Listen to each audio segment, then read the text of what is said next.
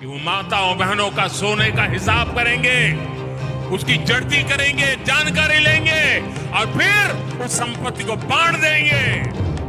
मोदी जी, मैं आपसे पूछना चाहता हूं कि आप दलित, वंचितों, आदिवासी, पिछड़ों के आरक्षण को क्यों समाप्त करना चाहते हैं? मोदी जी, मैं जानना चाहता हूं कि आपके राज में गरीब और गरीब होता गया, अमीर और अमीर होता गया।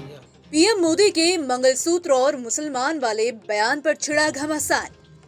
कांग्रेस का मैनिफेस्टो कह रहा है कि वो माताओं बहनों का सोने का हिसाब करेंगे, उसकी जड़ती करेंगे, जानकारी लेंगे और फिर उस संपत्ति को बांट देंगे।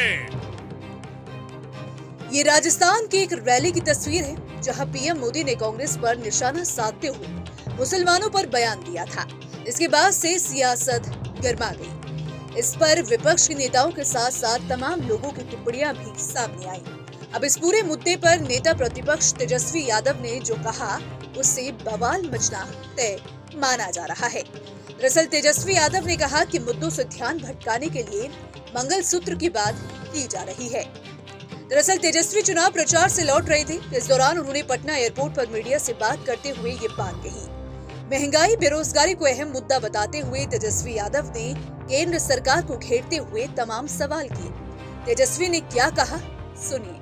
पूछना चाहता हूं कि आप लोकतंत्र और संविधान क्यों खत्म करना चाहते हैं?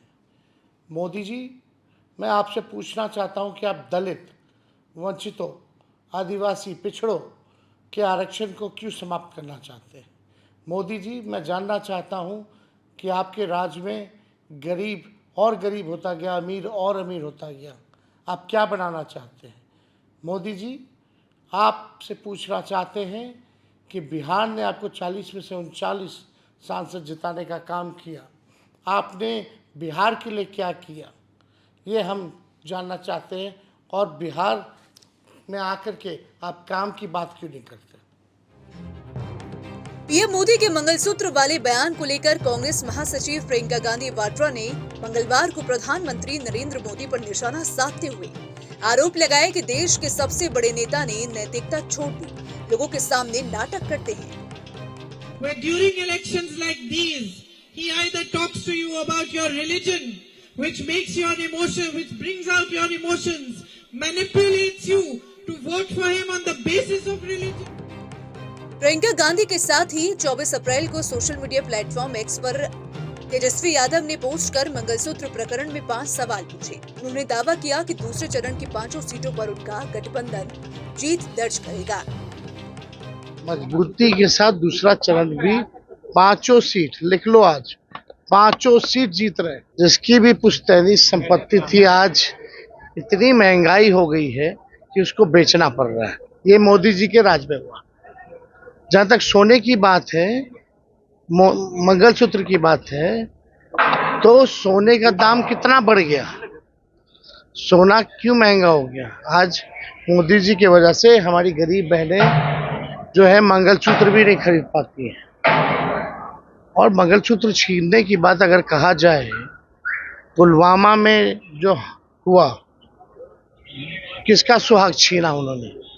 किसके वजह से ये सुहाग छीना भाई? जेपी नड्डा आपके तो इधर उधर की बात ना करें, प्रधानमंत्री को जवाब देना 10 साल क्या काम किया। फिलहाल पीएम मोदी के बयान के बाद सियासी समीकरण तो बदल गया है। जहां एक तरफ बीजेपी 400 से ज्यादा सीटों का दावा ठोक रही है, तो वहीं विपक्ष का कहना है कि बीजेपी 150 सीटों पर ही निपट जाएगी। खैर, इस तरह की बयानबाजी को लेकर चुनावी जानकारों का कहना है कि पहले चरण में जहां किसी मुद्दे की शोर नहीं सुनाई पड़ी, वहीं दूसरे चरण से पहले बीजेपी ने विपक्ष को हिंदुत्व के पिच पर खेलने को मजबूर किया है। पूर्व प्रधानमंत्री मनमोहन सिंह के 18 साल पुराने बयान को लेकर आज भी सवाल खड़े किए जा रहे हैं। वैसे तो अभी चुनाव की शुरुआत है, आगे देखिए होता है क्या। ऐसा भी हो सकता है कि बीजेपी की रणनीति के आगे विपक्ष हिंदुत्व के पिच पर आने को मजबूर हो जाए। फिलहाल इस तरह के बयान पर सियासी घमासान मचना तय है। खैर, इसको लेकर आपकी क्या राय है? आप अपनी राय हमें कमेंट सेक्शन में जरूर बताइएगा।